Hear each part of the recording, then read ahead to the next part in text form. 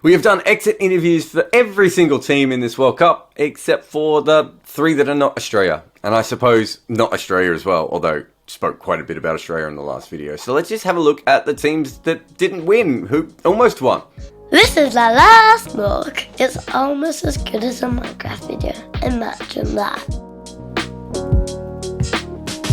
England, old, but they like being old. They actually have research that says being old is good. Not too old, of course. But I can't see how adding one more year to a few ages is going to affect them in the next tournament. Like, unless they all drink really heavily next year, or, I don't know, they become those kinds of, like, dads who have a kid and suddenly, take up golf. They're really not going to age that much within the next year. They like older, experienced players for these tournaments. That's what they're going for, and that's what they will have in the next tournament as well. I think the big story out of their loss to New Zealand is the death bowling, and I get it. Jordan is a good player, but his death bowling stats do go up and down. He's certainly not a lock at the death. I'm not sure anyone's a lock at the death. I mean, Mitchell Starc in the final, he's an incredible death bowler. I'd certainly have him ahead of Chris Jordan when it comes to bowling, and he went for 60 runs. Like, these things happen in T20 cricket. But Jordan was also left a bit alone at the death, as they didn't want to try Wood there again by the look of it, and they used his overs up early. They knew that Wokes couldn't really do it as well. I think his death overs went for something monumental in this tournament. And they didn't even have a surprise over from someone like Ben Stokes or even maybe a Sam Curran. And remember that New Zealand bowled Neesham in the death for their over, and they got away with it. Now, I would assume no matter what happens with all of England's injuries, that Jordan might have played regardless. But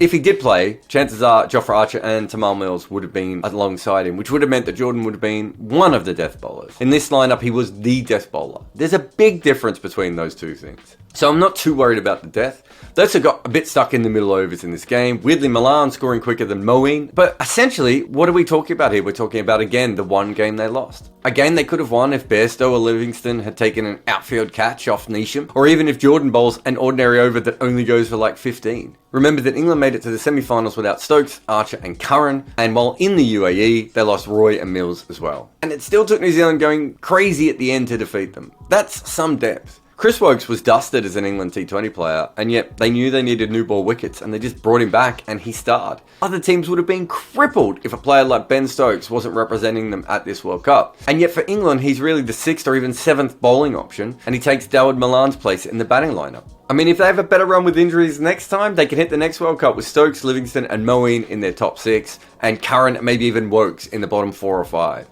The weird kind of lineups that England can roll going forward are endless. I think their best team can bat to 8 at least, and maybe have 7 bowling options. Even more options than Pakistan had in this tournament with more batting power. They might have lost their last 2 games, although you could write off the South African one at a certain point, but realistically, a full-strength England still should have probably won this tournament, and may win the next one, or at least will go in as favourites again. It is absolutely incredible how one-dimensional Pakistan's game was, and how easy it was for a team like Australia, who don't exactly appear to be tactical geniuses, to unpick it. Like, surely they should have seen the fact that a team might try and skate by the start of their innings against them by using all their 5th bowler.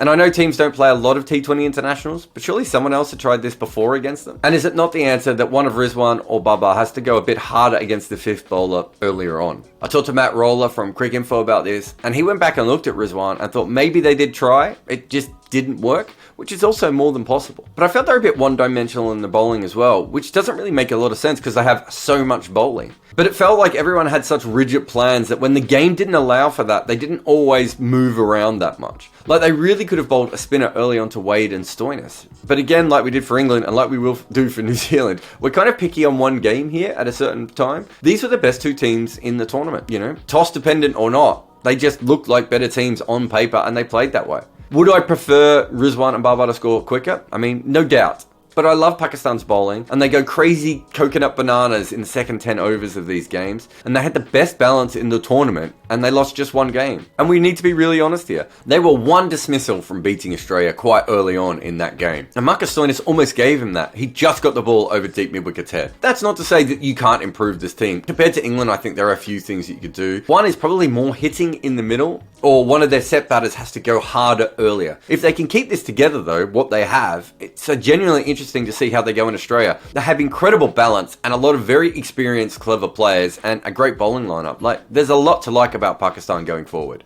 I do wonder if New Zealand's batting is a bit thin, which is maybe why someone like Guptill is going a bit slow. I mean, Mitchell was an attempt to move their top order towards scoring quicker, but even he wasn't going that hard. Now, I think some of that we have to just look at this tournament and go, well, almost no one was. But if they could find a way to have Neesham at 7 and Santner at 8, although I suppose every team in the world feels that way, but essentially, I wonder if things might change a little bit. But their strength is their 6 bowling options, so they may not want to change that. But I suppose the other option is to drop a seamer and make Neesham, Phillips, Mitchell be the 5th bowler, a bit like what the Australians did. However, going forward, the Australian conditions will probably suit them more. And on the bench, they have a lot of guys who like to bang the ball very hard. But can they really let those guys off the hook with Neesham and Santner in that middle core at 6 and 7? Guptill going slow isn't the reason they lost. He just got stuck, which at this tournament, as I said, happened to everyone. And Glenn Phillips is a far more explosive batter than Guptill right now, and he scored slow as well. But maybe they need to ensure that they don't, get stuck again. They basically had about 3 players do their job in that one game.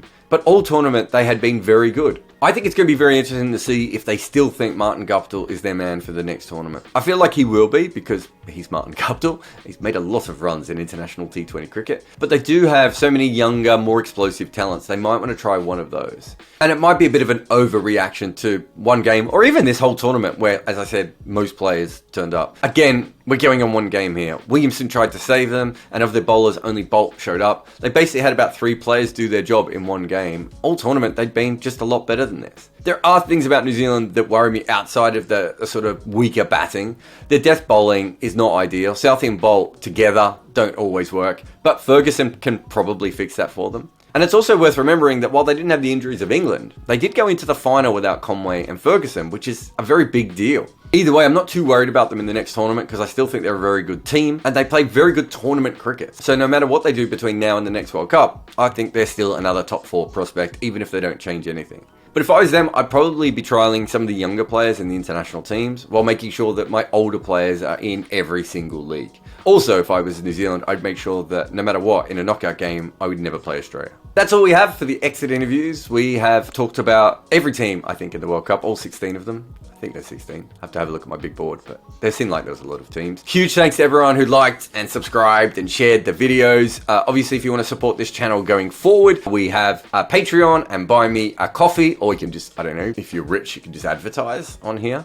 A big shout out to Manscaped, who did advertise, and also to Bodyline T-shirts.